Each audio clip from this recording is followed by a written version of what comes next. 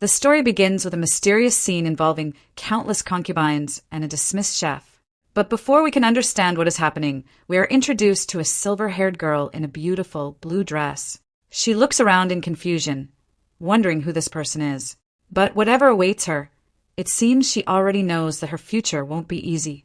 And sure enough, the next person we see is the Gluttonous Count, a bald and arrogant man who is busy stuffing his face with food while a terrified maid stands behind him.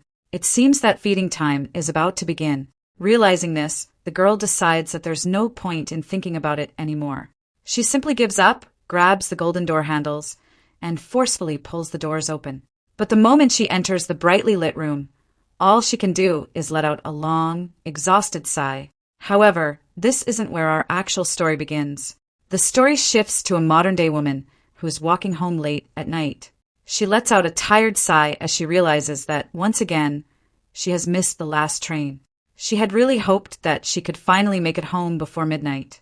But when she looks up at her apartment building, she notices two silhouettes inside one of the illuminated windows. Her boyfriend has brought someone home again, and as she stands there alone on the street, she can't help but think about what a terrible man her boyfriend is. The truth is, her boyfriend had suddenly quit his job and moved into her apartment. He constantly begged her for money to pay his smartphone bills, and even asked her for spending money, while spending his days doing absolutely nothing. Whenever he ran out of money, he would simply come to her again with that arrogant attitude and ask her to give him more. She had thought about breaking up with him countless times, but she just couldn't bring herself to do it. Somewhere deep inside, she kept telling herself that maybe even someone like him needed her. And as if that wasn't enough, she had also run away from home to escape being married off to a man who was more than 20 years older than her. After that, she managed to find a job at a black company, and somehow, she had also ended up getting involved with a guy who was nothing more than a complete leech. One day, while standing in the kitchen, she realizes that she's hungry. But even though she was the one who had prepared all the side dishes, she still hesitates to eat them without permission. She can't help but wonder if her boyfriend will hit her for eating them. This wasn't the life she had dreamed of. She had once imagined herself living happily with a kind husband and adorable children. So, how did her life end up becoming like this? Then, suddenly, something catches her attention. She sees a man walking straight into the path of an approaching car. And the worst part is, he's completely ignoring the traffic light. The woman watches in shock as the man steps directly into the traffic. But, strangely enough, it isn't dark. Angelica finds herself surrounded by a dark void filled with countless bright particles of light. She can barely understand what's happening when she suddenly hears someone calling out to her. "Hey, are you listening?" Angelica is completely confused. She has no idea what he's talking about. But before she can figure anything out, the voice continues, telling her that they have already investigated everything and know the truth, so there's no point in making excuses. Again, Angelica has absolutely no idea what this is supposed to be about. Then, suddenly, ouch, was I hit? Angelica grabs her cheek in pain, tears welling up in her eyes. That's when she finally sees the person standing in front of her. It's Lord Ryan, the red-haired head of the Matisse Knights. With an angry and intimidating expression, Ryan points directly at her and demands that she stop staying silent and confess everything immediately. Angelica can barely believe what's happening. Ryan, did my lover just hit me? And then the memories suddenly come rushing back. Oh, right, Angelica realizes that she has been caught embezzling the knight's funds. What? Wait. She starts panicking and desperately waves her hands. Wait, please, Lord Ryan. I didn't embezzle anything. But Ryan doesn't seem convinced at all. He calmly reminds her that he knows she had been sneaking around town at night. According to him, she took money from the safe to pay off her debts. That's not true. Angelica desperately tries to defend herself, but Ryan has already made up his mind. Enough, Angelica. You're fired as of today. And that's not all. You will return every penny you took. Angelica's face turns pale as she realizes just how serious the situation has become. No way. Sure, she had wished dozens of times for her company to completely explode, but she had never actually committed a crime. Wait a minute. Company? Her workplace is the Matisse Knights, right? Angelica suddenly realizes something is terribly wrong. Why is she thinking about her modern office job when she's clearly standing in the Matisse Knights headquarters? No, I'm just an ordinary office lady wearing a tattered suit. Angelica is completely lost. No, I'm not. She looks up with tearful eyes, desperately trying to understand what's happening. What is happening? But before she can figure anything out, Ryan gives his order. You guys, lock this woman up. Yes, sir. The knights immediately step forward to seize her. Come on. Angelica can only kneel helplessly on the floor as the guards surround her, while Ryan simply walks away. And that's when Angelica's story truly begins. So, my name is Angelica. I'm the daughter of a poor baron family. In order to make money, I work as a cook for the prestigious Matisse Knights of the Eglutton Kingdom. And somewhere along the way, I fell in love with Lord Ryan, the head of the Knights.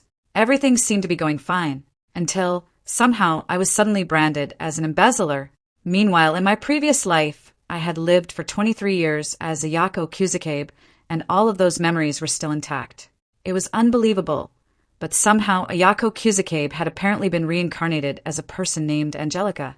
As the memories slowly came together, several familiar names suddenly came to mind. The Eglutton Kingdom, the Matisse Knights, and Ryan. They all sound familiar. Angelica suddenly realizes something. This is the world of an Otome game. The game is called Magic to Love, also known as Magilove, a hugely popular Otome game featuring a whole lineup of handsome fantasy characters. The story takes place in the Eglutton Kingdom, where only high-ranking nobles are capable of using magic. The protagonist, however, is a commoner girl who somehow possesses the ability to use various kinds of magic. And now, Angelica realizes that she has somehow reincarnated into the world of her favorite game. Did I reincarnate into the world of my favorite game? As Ayako, she had been completely addicted to Magilove. She had even spent entire nights playing it during her holidays. She had completed 5 different routes and experienced a total of 60 endings. So, being transported into the world of Magilove should have been a dream come true. But now is not the time for that. Because instead of happily enjoying her favorite game world, Angelica has already been thrown into prison for a crime she never committed. Getting thrown into a prison for a crime I didn't commit is the worst. As she sits inside her cell, Angelica can't help but wonder about something. By the way, why did Ryan look so young? Could this be happening way before the actual main story? But after thinking about it for a moment, Angelica simply gives up. Well, it has nothing to do with me anymore. After all, she's probably going to be executed anyway. At this point, Angelica has already accepted her fate. It's going to end in an execution anyway. I'll say goodbye to this world. Then, as she looks up at the window of her prison cell, a small, white dove flies past. Next time. If she's going to be reborn, Angelica has only one request. I want to be reborn as a cute Shima Inaga-chan. A week after being imprisoned, the day finally arrives. Inside her dark cell, Angelica quietly unties her braid. Then, a guard appears at the entrance. Prisoner, come out. Hurry up and walk. Angelica follows the guard through the gloomy prison corridor. It's finally time for her execution. But even now, there's one thing she desperately wants to say. I didn't do it. I did nothing. She knows she's innocent. Really, I swear I'm innocent. But no one is listening. And so, Angelica continues walking until she finally reaches a wide, blindingly bright area. At this moment, she still doesn't know what awaits her. She doesn't yet know about all the people she is about to meet, or all the events that are about to unfold in her life. And at the center of this strange story, there is a golden frying pan floating in the middle of a star-filled cosmos. Come on, get on.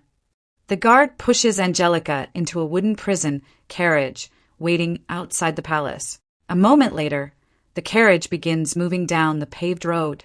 As Angelica sits inside the dim carriage, she looks down with a blank, defeated expression. They're heading to the execution ground. But looking back now, that was the moment when her nightmare truly began. It all started 2 months after Angelica became a cook for the Knights, following Captain Ryan's orders. And that's when Ryan suddenly confessed his feelings to her. I've always liked you. Hearing those words from the man she loved, Angelica couldn't have been happier. She had also gotten pretty good at sneaking into Ryan's room without anyone noticing. And every day, she happily prepared delicious meals for him. All right, I'll make a delicious dinner today too. Of course, sneaking around wasn't exactly easy, but Angelica assumed there was a reason for it. It seemed Captain Ryan simply didn't want his relationship with her to become public in front of his subordinates. So she decided that she could live with it. After all, she loved him, so it can't be helped. One evening, Angelica was busy preparing dinner when she finally finished cooking. She approached Ryan with a slightly nervous smile. Ryan-sama. But before she could even say what she wanted, she noticed something strange. Ryan was already eating. And not just eating, he was practically shoving the food into his mouth. HM? What is it? Angelica stared at the table in disbelief. The plates were completely empty. No way. Did you eat my portion too? Ryan, however, didn't seem to think there was anything wrong with what he'd done. When Angelica asked him about it, he casually explained his reasoning. Because it wouldn't be tasty if it got cold, right? So I thought I'd eat it for you. He said it so confidently that he even seemed proud of himself. Angelica couldn't believe what she was hearing. I'm the one paying for all the food expenses. But Ryan didn't care. And the dessert? Bring it quickly. Angelica was completely exhausted. You eat everything in my room at night. And that's when she finally realized the horrifying truth. Money. Ryan was eating everything she had. Before she knew it, Angelica had become completely broke. To survive, she started washing dishes and cleaning the place at night after finishing her work as a cook. But Angelica didn't really complain. She kept telling herself that Ryan was working hard as the captain of the Knights. He's working hard as the captain, so I have to support him. And one day, while she was busy cleaning, Angelica was still thinking about what she should prepare for dinner. What should I do for dinner today? But then, she suddenly heard something coming from behind a closed wooden door. Angelica was holding a small tray when she stopped and listened carefully. Then, she heard a woman's voice from inside. Ryan-sama, heart suit. Angelica froze. Her eyes widened in shock. A cold sweat ran down her face as the truth finally hit her. She had just discovered that Ryan was cheating on her. In the end, Angelica realized that she had only been a convenient cook for him. And the very next day, she was accused of embezzlement. It's clearly a false charge. Angelica was now sitting in prison, furious and completely defeated. She had been framed. There was absolutely no doubt about it. But apparently, Ryan wasn't even planning to give her a proper trial. Is there no trial or anything? No, right? Angelica couldn't believe it. Is that... Suddenly, everything became clear. There was going to be no trial, no chance for her to prove her innocence. Ryan had simply framed her for embezzlement, and now he was sending her straight to her execution. My home. As the carriage approaches a large mansion in the countryside, Angelica is completely shocked. It seems that being falsely accused of embezzlement won't actually end with her execution. Instead, she has been demoted to a commoner and sent back home. And if that's really the case, Angelica already knows exactly what her parents are going to do. My parents will definitely send me to a brothel, or maybe even a coal mine to pay off the debt. Just imagining it is enough to terrify her. In her mind, she can already see her parents waiting for her with cruel smiles, ready to punish her for the huge debt she supposedly created. Looks like she was about to be sent back into a miserable life all over again. I'm so heavy-hearted. Angelica can only sit there, completely exhausted and depressed. But when the carriage finally stops, something feels strange. Get off. Angelica steps out of the carriage, but immediately realizes that something isn't right. This doesn't look like her parents' home. Instead, she notices an unfamiliar and extremely luxurious carriage parked nearby. An unfamiliar carriage, but that emblem. Angelica looks closely at the golden and blue emblem displayed on the carriage. Then, a maid approaches her and respectfully bows. Welcome back, Angelica-sama. Angelica is confused. Welcome back. Why is this maid acting as if she was expected to arrive here? Before she can ask anything, the maid continues. The master and the guest are waiting in the living room. So please hurry and get ready. A guest for me? Angelica has absolutely no idea what's going on. Still confused, she enters the living room. Excuse me. As soon as she enters, her father immediately speaks up. Finally, you arrived. Her parents are both waiting inside. Her mother immediately starts complaining about her lateness. Seriously, you're late, Angelica. Were you taking a detour? Then her father joins in, blaming her for the family's situation. That's right. Because of you, the Lumino barony is in crisis. Angelica is already getting annoyed. If they have so many complaints, she feels like they should take them up with the horse that brought her here. But instead of saying that out loud, she simply tries to calm them down. Both of you, calm down. Then, her mother suddenly introduces the mysterious guest. This person is the guest. Angelica looks up in surprise. A distinguished man wearing a black suit and glasses steps forward. Pardon for the late introduction. I am Arjun, the butler of the guest. He politely introduces himself. Then he reveals who his master is. Knightley Count family. Angelica pauses. No, it's nothing. Knightley.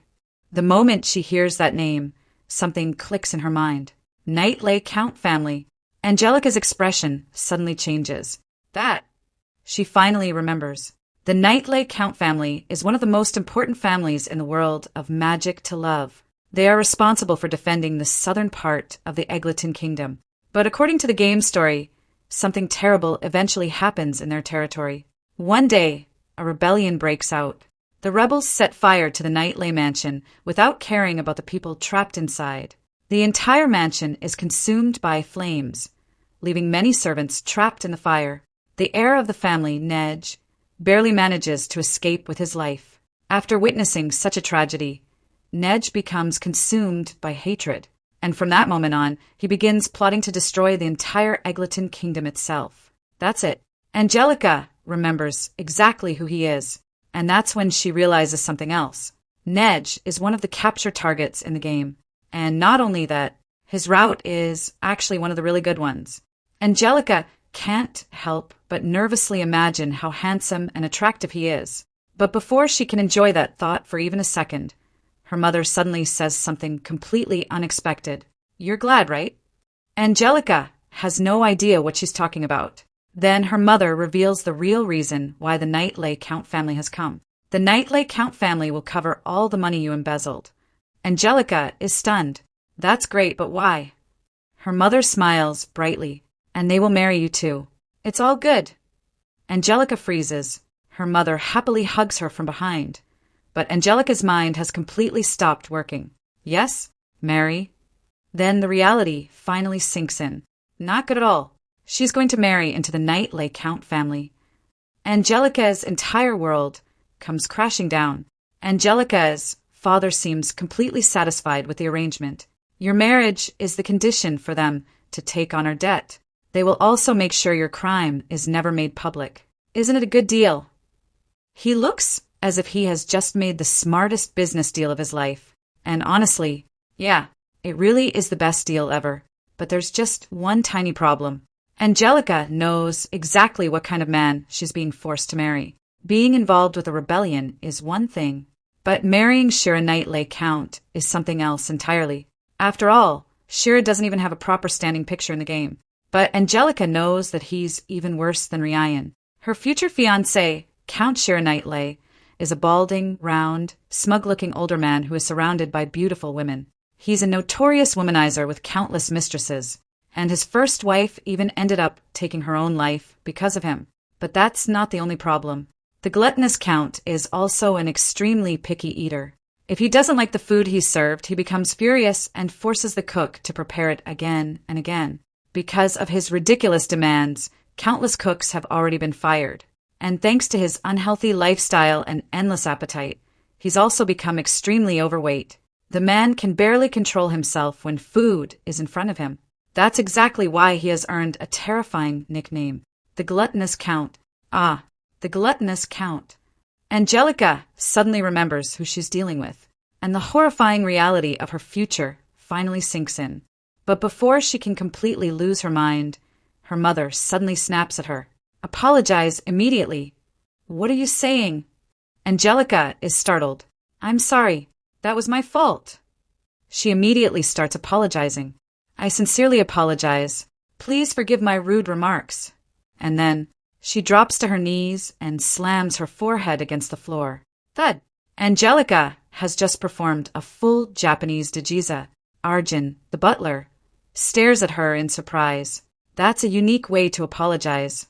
Angelica immediately realizes what she's done. Oops. It's a habit from her days as a corporate slave. But Arjun doesn't seem offended.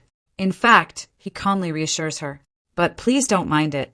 Angelica-sama, I understand that marrying my master, Shira-sama, is not your wish. Angelica immediately starts waving her hands in panic. And no, it's not like that. Arjun's expression suddenly brightens. Is that true? Angelica freezes. Oh no, I've done it.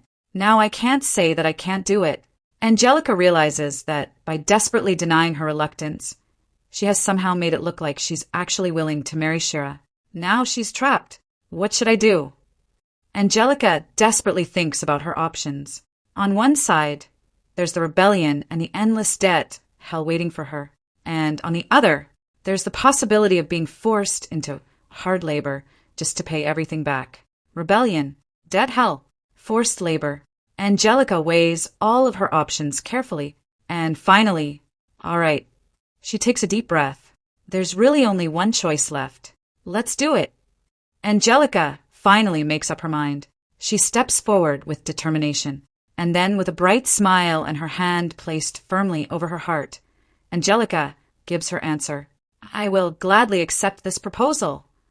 And just like that, Angelica agrees to marry the Gluttonous Count. You will accept it. Arjun is completely surprised by Angelica's sudden decision. But after hearing her answer, his expression quickly turns into a pleased smile. I believed that Angelica-sama would say that. Yeah, thank you very much. Then, without wasting another second, Arjun immediately gets down to business. Then, please pack your things immediately. Yes, immediately. Angelica can barely keep up with how quickly everything is happening. But then Arjun says something that makes the situation sound even more serious. Angelica-sama's body, the Night-Lay Count, will take custody of you. Angelica can't help but feel like she's being treated as a criminal being transferred into someone's custody. But considering what she has just escaped from, well, at least she's lucky enough to breathe some fresh air. Angelica quickly packs her belongings and returns with her luggage. Sorry for the wait. Let's go. She doesn't have much to pack anyway.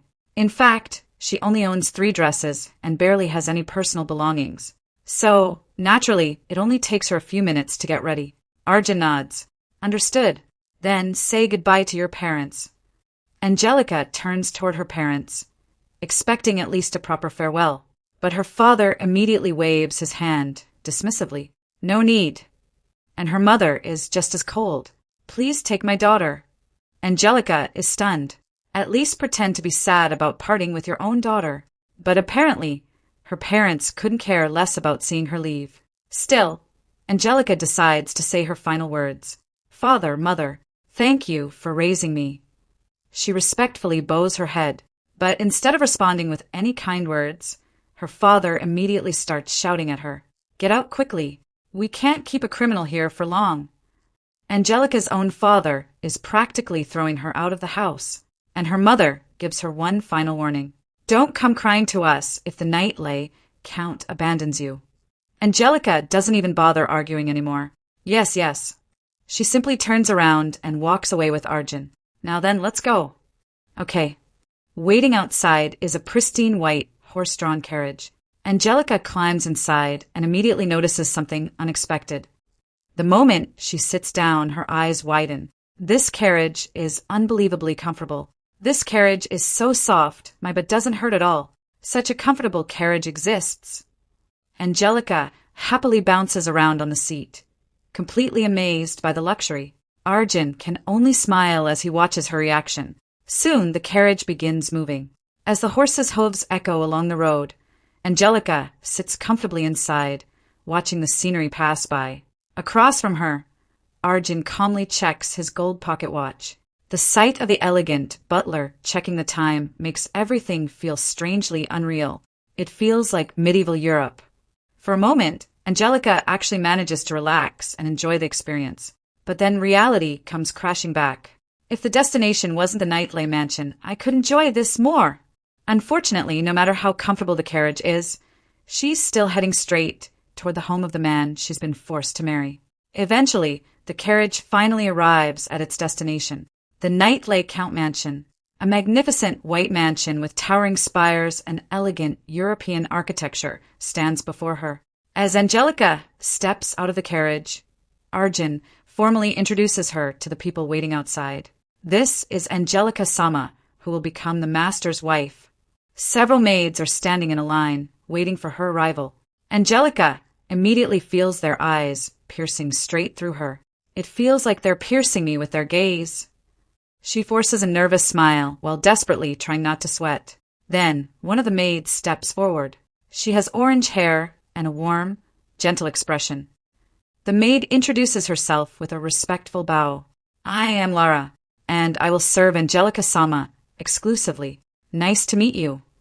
And just like that, Angelica has officially arrived at the Knightley Count mansion. Thank you. I've always taken care of myself, so I'm a bit confused. Angelica is clearly not used to having maids take care of her, but Lara doesn't seem to mind. I will guide you to the room where you will live from today. Lara leads Angelica through the mansion, with two other maids quietly following behind them. Then Lara suddenly says something that makes Angelica freeze.